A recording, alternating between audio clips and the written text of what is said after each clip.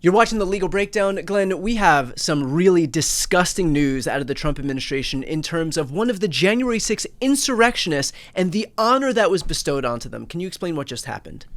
Brian, disgusting is perhaps the nicest thing you can say about it. So Ashley Babbitt, who was a rioter, who was an insurrectionist, who committed crimes, both local and federal, and we all saw it on videotape. What did she do? Well, she was part of the angry mob that was attacking the Capitol and trying to get after the legislators to stop the certification of the results of the presidential election on January 6, 2021.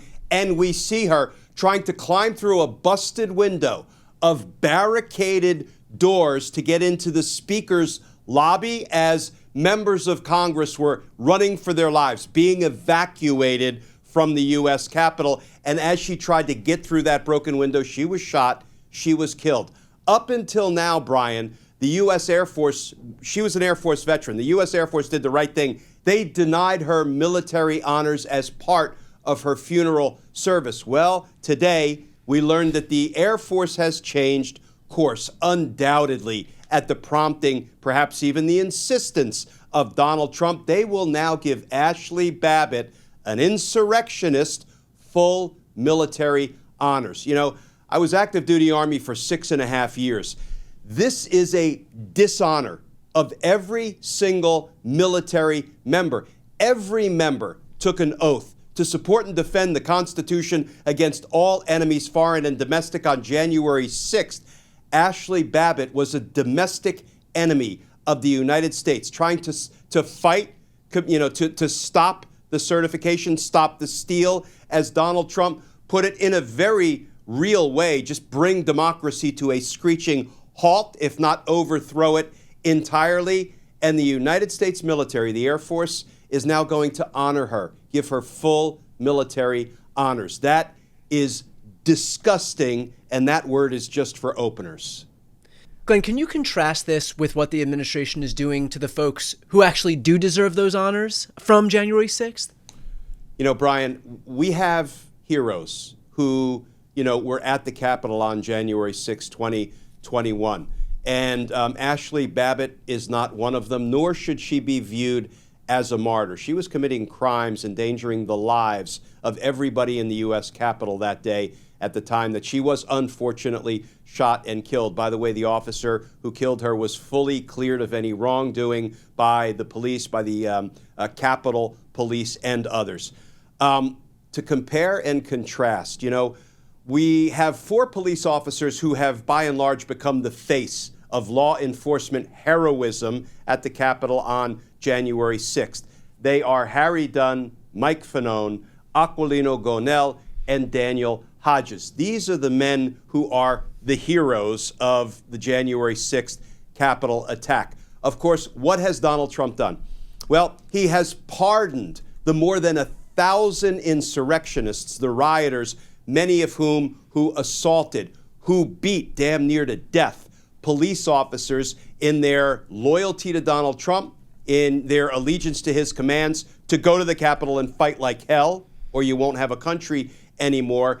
And, they were rewarded, richly rewarded by Donald Trump after years of law enforcement efforts, the FBI, local police, the prosecutors in Washington, D.C., and indeed, Brian, prosecutors that were brought from federal U.S. attorneys' offices all around the country to do a temporary duty at the D.C. U.S. Attorney's Office. They prosecuted these insurrectionists one after another for the crimes they committed. Indeed, the crimes that we saw them commit on video that day. They were held accountable. Many of them were sent to prison for what they did. And Donald Trump rewarded them all with pardons, sort of signaling that they did nothing wrong. Were the officers at fault as they were getting beaten damn near to death by Donald Trump's angry mob? And let me kind of hone into one person in particular. When we want to compare and contrast what happened today with Ashley Babbitt as compared to the actual heroes of January 6th, law enforcement, I had Daniel Hodges, one of the 4, I call them the horsemen of democracy, protecting the Capitol that day. I had Daniel Hodges here in my studio just outside of Washington, D.C. I have now known him for years. He's become a friend. And I was interviewing him about the fact that he is still an active police officer policing and patrolling the streets of Washington, D.C. He's now having to contend with National Guardsmen who have no police responsibilities. And you know what those National Guard men and women are doing today, Brian? Among other things, they're laying mulch and using weed whackers. They're basically glorified landscapers because they have no actual mission in Washington, D.C. So this is something that Daniel Hodges has to contend with every day. And as he was here, the news broke about Ashley Babbitt being given full military honors, whereas, you know, the people who attacked him, beat him, there's an infamous, iconic photo of him having his head damn near crushed indoors as he was trying to hold the line, not let the insurrectionists into the Capitol to get after the members of Congress and stop the certification. And you know what Daniel Hodges is involved in right now? We talked about this today.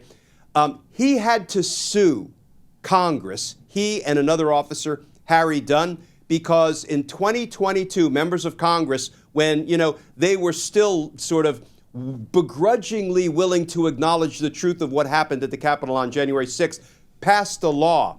That law requires that there be a plaque honoring the heroic officers on the Capitol on January 6th, and the law provides it must be put up and displayed in the U.S. Capitol. But MAGA Mike Johnson has it tucked away in a basement corner somewhere in the Capitol, refusing to display it in violation of federal law. So just to get the simple recognition that the law allows, Daniel Hodges and Harry Dunn are suing the Congress. Technically, the architect of the Capitol is who they had to bring the suit against, just to get the recognition that the law requires them to receive.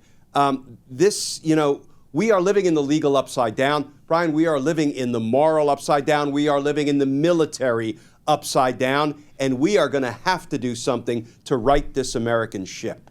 Glenn, I don't want to get accused of focusing on a very small issue here. And the reality is that the Ashley Babbitt of it all does not impact most people in this country. And so I want to use this opportunity while we've got a captive audience here to talk about something that I think does impact the vast majority of this country. And so what would you say to folks in states across the country who have not seen militaries deployed into their state, but where Trump has promised to do so? So I'm talking about people other than LA, other than DC, but where they have cities in their states that are ripe for Trump to, go make good on his promises and send them in. What do you say to those people who might not think that this is such a big deal because it hasn't happened yet to them? Yeah, what a great topic to take on. Brian, I would tell those people, don't wait until fascism comes to your backyard. Yeah. Yes. Stand up for your friends and your neighbors in other states. Stand up for people you don't even know who are suffering under the fascism creep that has come to Washington, D.C., that was out in L.A., that it looks like may soon come to Chicago. Brian, it's going to come to everybody. And don't sit back and say, well, it's not in my state, it's not in my city, it's not in my town yet, and maybe it won't come here. Listen, it will come here. And that's why it is time for everybody to stand up, speak out, stay strong, march, rally, protest, scream at the top of your lungs, exercise your First Amendment rights of free speech. When you're out there, don't assault officers by throwing sandwiches or doing anything else. That's not a joke. That is deadly serious. But they can't stop you from exercising your First Amendment rights to speak out against an aspiring dictator who is trying to install fascism in the United States. And finally, Glenn, let's finish off with this, and I think this is an appropriate way to finish given what we just spoke about.